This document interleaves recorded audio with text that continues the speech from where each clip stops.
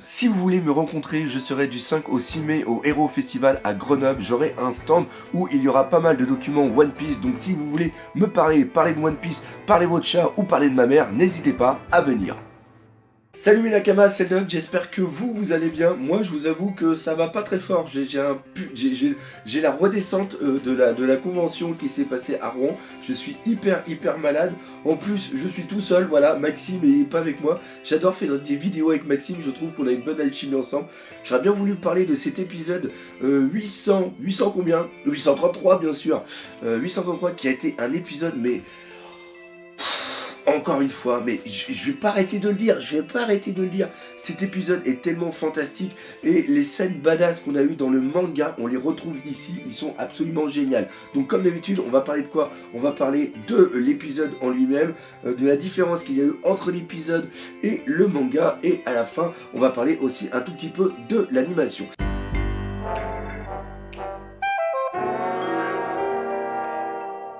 Déjà pour commencer, qu'est-ce qu'on va dire? On va dire que cet épisode 833 correspond à la totalité du chapitre 863 qui a été l'un des chapitres les plus décisifs au niveau de cet arc Toadland. Et voilà, c'est un truc de fou. Il s'est passé énormément de choses. Il y a la sortie de Luffy, il y a l'annonce il y a quoi comme annonce? Il y a l'annonce du pouvoir de Katakuri. On voit qu'il a le fruit du démon du Mochi Mochi qui est un Paramecia. On a eu quoi d'autre? Là je le fais de tête mais je me rappelle plus. Brook. C'est Brook qui a pété le miroir. On va voir le traitement de Brook qu'il y a dans cet arc absolument phénoménal. Et à la fin, le Jinbei hyper badass, Jinbei absolument magnifique, Jinbei qui maintenant nous lance des punchlines. C'est un truc absolument de... je suis encore sur le cul, franchement, je suis encore sur le cul. J'ai regardé cet épisode et même si je savais ce qui allait se passer, j'étais complètement emporté. Alors, vu que je suis complètement à l'ouest, je vais quand même reprendre ma petite liste des trucs auxquels je vous préviens, cette vidéo va totalement partir en live parce que je suis mort, mais je suis mort d'une force. Alors, voilà, on sait de quoi on va parler. Alors déjà, on va parler un petit peu de certains passages. Là, on apprend pourquoi justement et qui a eu l'idée de mettre le miroir dans le gâteau. On apprend aussi que c'est Luffy qui a eu l'idée avec le pouvoir de brûler, de faire les trucs. Donc là, déjà, ce qui est vraiment très bien, c'est que Luffy devient intelligent. Oui. Luffy devient intelligent. Luffy intelligent, maintenant on peut le mettre ensemble, c'est complètement fou. One Piece, ça devient absolument n'importe quoi, sauf que là, on est content qu'il devienne intelligent, mais on voit qu'il est toujours aussi con. C'est-à-dire qu'à un moment, t'as Big Mom qui hurle, c'est qui le vrai Mugiwara? Il y en a plein là, c'est qui le vrai Mugiwara, tout ça, puis là t'as Captain BG, il fait, non mais de toute façon c'est une diversion, donc on ne saura jamais qui est le vrai. Et là, t'as le coup, on l'a pas dans le manga, le coup qu'on est la tête de mort de gâteau qui explose et que t'es Luffy qui sort en mangeant un morceau de gâteau, il dit c'est moi le Luffy. Putain, quand tu vois la tête de Capone, c'est complètement fou. En gros, encore une fois, c'est un petit peu ce que nous on ressent au même moment. Et après, quand tu prends ça avec du recul, tu te dis mais merde, Luffy peut-être sur ce coup-là, il est con, mais il est pas con. Pourquoi? Parce que ce qui s'est passé, c'est que il a, en faisant ça, il attire l'attention sur lui. C'est-à-dire que Katakuri le focalise, voit où il est.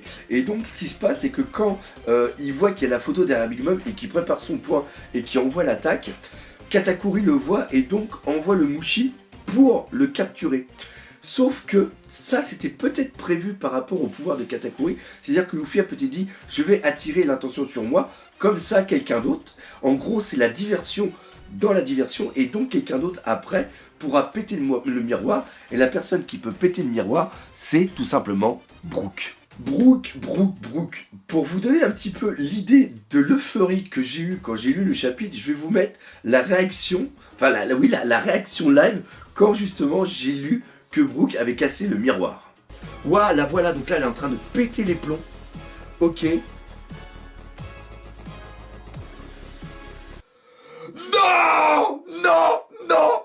Non.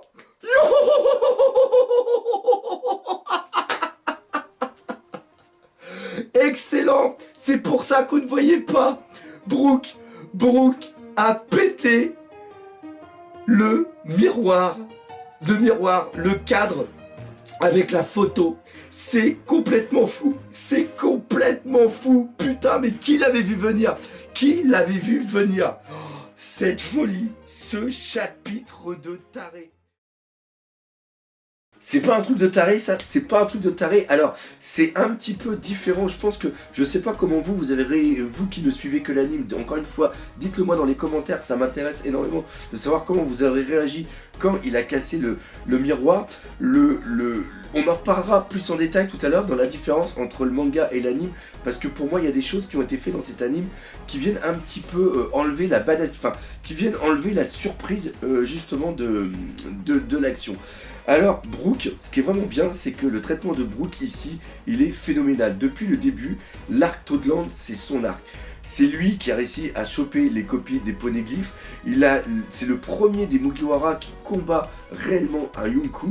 Et là, c'est lui qui vient faire la rupture au niveau de Toadland, c'est-à-dire que l'élément le plus important, c'est briser le miroir pour que Big Mom ait un moment de faiblesse. Et le seul qui était capable de faire ça, le seul qui était assez fou pour le faire, c'était normalement Luffy.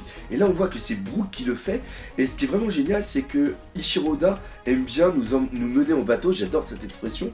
Et ce qui se passe, c'est que quand on le voit venir au début de l'arc, c'est-à-dire quand il est avec Chopper, Nami et Brook, on se dit que ce trio-là, encore une fois, c'est un trio qui va servir absolument à rien. Et là ici, mais franchement, mais Brook, encore une fois pour moi, c'est le, je suis désolé de dire ça, mais c'est le Mugiwara que je déteste, c'est le Mugiwara que j'aime le moins, parce que dire que c'est le Mugiwara que je déteste le plus, ça veut dire que je déteste aussi les autres, alors que non, les autres je les aime, donc dire que Brook, j'ai franchement du mal, que Brook est celui que j'aime le moins, est quelque chose de vrai. Sauf qu'ici, bah franchement, il est à un niveau absolument excellent, et il fait ça avec un tel truc, c'est tout petit tout ça, le marteau, et bim, et la scène, comment elle est badass, le miroir qui tombe avec le petit rire juste après. C'était un truc de fou, donc oui, encore une fois, le traitement de Brook dans cet arc est absolument génial. Et ils ont réussi à faire un truc de fou, c'est contrer le pouvoir de Katakuri. Et on voit, et dans cet épisode, on voit que les pouvoirs les pouvoirs des paramécias, mais les pouvoirs des fruits du démon en général, Ichiro Oda arrive très très bien à mettre des faiblesses. Par exemple ici, alors ce n'est pas un pouvoir, je me suis trompé parce que là je partais déjà sur Big Mom, c'est l'utilisation du Haki de Katakuri, comme je vous l'ai expliqué la dernière fois, grâce à l'éveil, grâce peut-être à l'éveil, mais enfin à l'amélioration du Haki de l'observation, il peut voir le futur, sauf que il ne peut pas voir le futur d'une façon globale.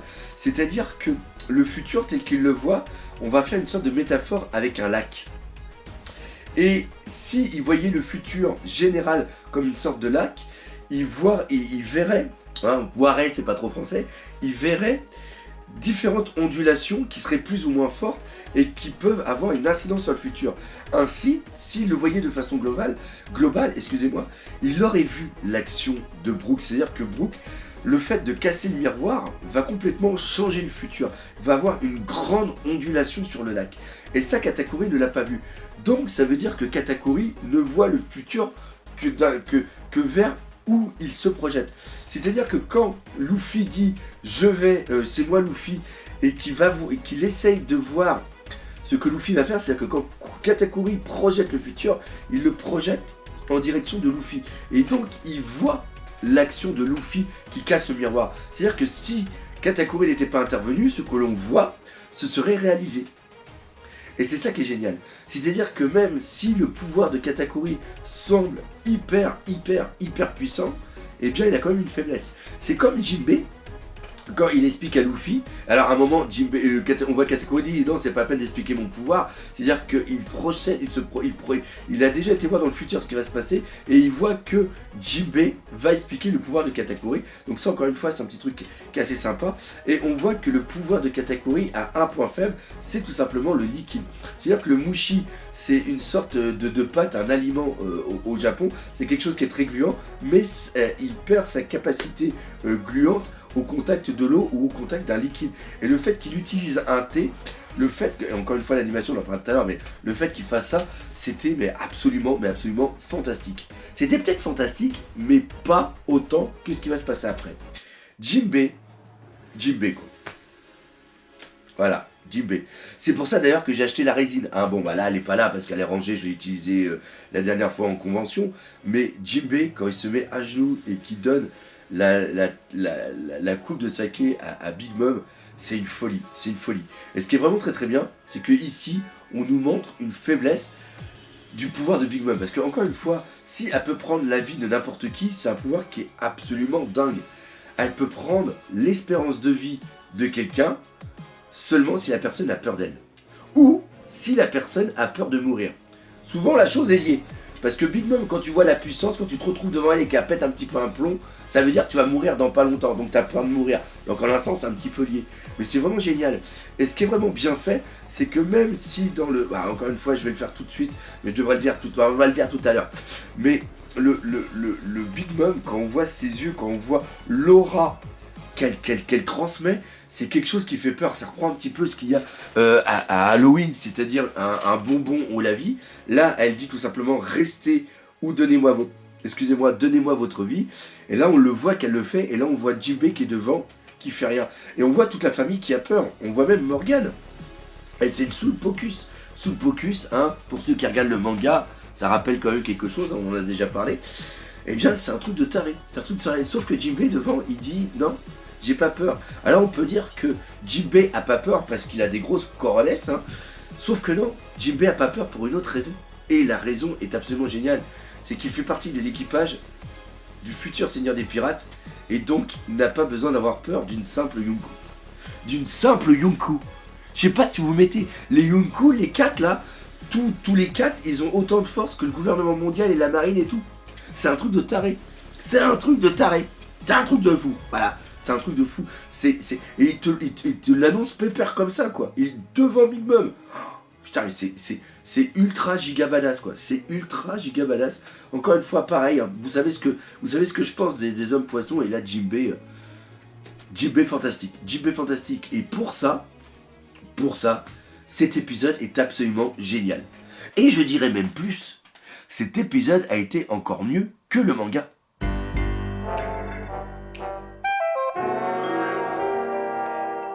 Alors oui, comme je l'ai dit, hein, c'est beaucoup mieux. Donc là, on va faire une petite comparaison de ce qu'il y a entre le manga et ce qu'il y a entre l'anime. Et encore une fois, c'est hyper facile vu qu'on a un épisode égale un chapitre. Alors les bonnes choses, c'est tout simplement l'atmosphère. Quand tu vois Big Mom qui devient folle, quand tu vois Laura qui se projette, elle ne faisait pas aussi peur d'un point de vue de l'anime. D'un point de vue du chapitre, putain. Je vais avoir du mal franchement dans cette vidéo. Et c'est ça qui est génial, c'est ça qui est classe. C'est-à-dire que l'épisode rajoute par la musique, rajoute par l'atmosphère quelque chose de démentiel d'un point de vue de Big Mom. C'est un truc de taré. D'ailleurs, j'ai oublié de parler d'un truc au niveau de Jinbei. C'est-à-dire que là, Jinbei, il a pas peur. Alors tu pourrais te poser la question, pourquoi il a pas tourné la roue? Pourquoi il a pas voulu? Parce que tout simplement, Jinbei est quelqu'un d'altruiste. Il pense surtout aux autres avant de penser à lui-même. Et si il avait quitté l'équipage au moment de tourner la roue, eh bien, il y a une partie de l'équipage qui serait mort. Alors que là, ici, il parle en son nom et non pas au nom de l'équipage. Donc voilà, ça c'était la petite chose que j'ai oublié de dire tout à l'heure. Et donc, d'un point de vue de tout ce qui se passe tout autour, d'un point de vue de l'ambiance, l'épisode était absolument génial. Par contre, la chose que j'ai pas du tout aimé, c'est le fait qu'on voit trop Brook. La surprise qu'on a eue dans le manga, c'est-à-dire qu'on voit Brook au début du chapitre, quand il saute avec les autres Mugiwara qui sont des animaux, mais ça on le sait pas. Même quand tu regardes, tu vois pas trop la différence avec le Brook. Et le Brook, tu ne le vois pas du tout au long des cases, et tu le vois seulement qu'à la fin, quand il casse le marteau. Quand il casse avec le marteau, quand il casse le miroir. Donc c'est là la surprise qu'on a. Sauf qu'ici, on voit Brook un petit peu partout. On le reconnaît à ses mains en os. Et donc on se dit, tiens, il y a Brook qui est ici, il y a Brook qui est là, il y a Brook qui est là. Et à la fin, quand il apparaît, il n'y a pas autant de surprises. Alors peut-être que je me trompe, mais vous, encore une fois, qui ne faites que suivre l'anime, est-ce que vous avez remarqué ces petites choses où le Brook, est-ce que vous étiez posé des questions de savoir comment était un petit peu le Brook, pourquoi il a fait ça? Parce que à part ça, franchement, on est dans des épisodes en ce moment qui sont magnifiques. Et quand on voit encore une fois le teaser du prochain épisode, excusez-moi, C'est un truc absolument de taré. C'est un truc de taré. En ce moment, la Toei fait un travail de fou. Et ça, c'est peut-être dû à quelque chose. C'est qu'il y a de très très bons animateurs qui sont en train de revenir sur One Piece. Et là, on va en parler quand on va détailler l'animation de cet épisode.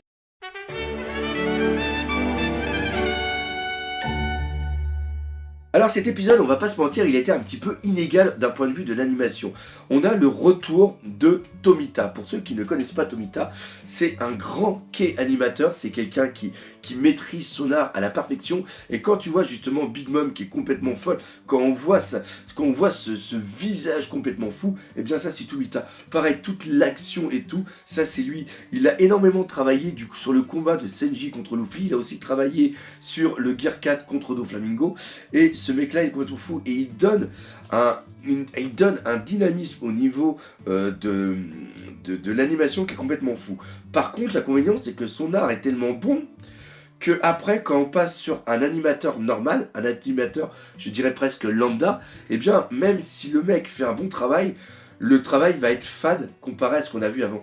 Et c'est ça qui est chiant. C'est-à-dire que cet épisode était vraiment en ondulation, en sinusoïdal. Voilà, on a réussi à le faire.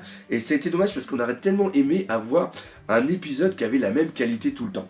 Mais même s'il y a eu ça, globalement, oui, pareil, il y en a beaucoup qui vont dire il y a eu des flashbacks, mais les flashbacks qu'on voit dans cet épisode, c'est quelque chose qui est aussi présent dans le manga. Donc on n'a pas à cracher sur le fait qu'il y ait des épisodes, mais des flashbacks. Putain, franchement, hein, faut que ça se termine, On a eu des très très bonnes musiques, très très bien placées.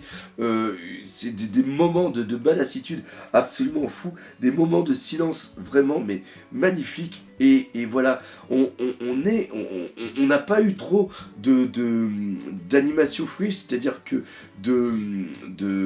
d'images fixes qui ont un travelling, on a eu beaucoup de choses, même quand on voit tous les animaux qui courent dans tous les sens, c'est assez bien animé, il y a eu de la vie dans cet épisode, il y a eu du ressenti, et c'est ça, c'est-à-dire que pour moi j'ai ressenti plus de choses dans cet anime que dans le manga, et ça c'est en très très grande partie dû à l'animation, et vu ce qui arrive, on ne peut qu'applaudir la Toei. Donc voilà, c'est là-dessus que je vais terminer cette vidéo, c'est que je vais applaudir la Toei parce qu'ils font un travail absolument de fou. Donc voilà, c'est là-dessus que se termine cette critique analyse d'épisode. Moi je vais arrêter ici, je vais aller me prendre des cachetons pour le mal de crâne, je vais aller faire le montage et après je vais sûrement aller faire un dodo. Donc voilà, quand même j'espère que vous aurez aimé cette vidéo. Si c'est le cas, n'hésitez pas à partager, parlez-en autour de vous. Et on n'oublie pas le principal, l'anime One Piece, c'est la vie. Allez, salut mes Nakama.